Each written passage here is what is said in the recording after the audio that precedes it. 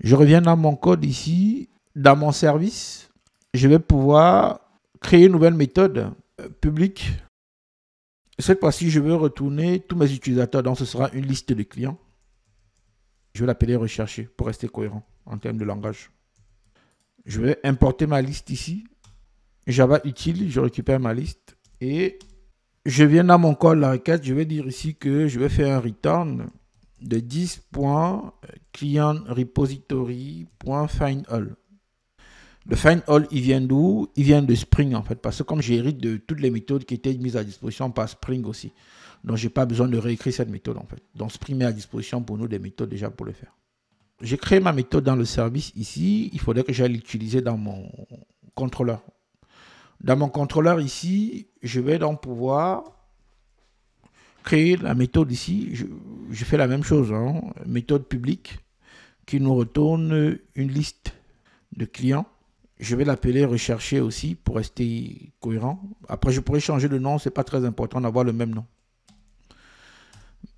Mais bon, pour rester logique, je garde le même nom chaque fois. J'importe ma liste aussi ici. Et cette fois, je vais dire que je vais retourner toute la liste qui a été construite par client-service et la méthode rechercher qui est dans client-service. Voilà. Il me reste deux choses à faire ici. C'est de dire que je veux le get cette fois-ci, get mapping. D'accord? Et je vais dire que cette fois-ci, je produis. On a vu le consume tout à l'heure. Je vais produire aussi du JSON en fait. Je ne rajoute pas de chemins. Encore une fois, les chemins se font par concaténation de ce qu'il y a dans client. Donc, il y aura API client et comme le verbe ce sera get, ce sera plus ce poste qui est appelé, mais ce sera du get ici. Je ne rajoute pas de réponse status parce que par défaut, ce sera du 200. Je pourrais rajouter, mais bon, ça n'a pas vraiment d'intérêt. Je vais garder ici pour dire que ce sera du 200. Je relance mon projet. Si je relance ça, j'aurai deux utilisateurs qui ont été créés avec la même adresse email.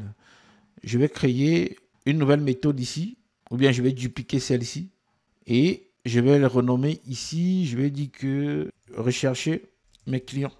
Le verbe ici, cette fois, ce sera du get. Et il n'y a pas de body d'ailleurs.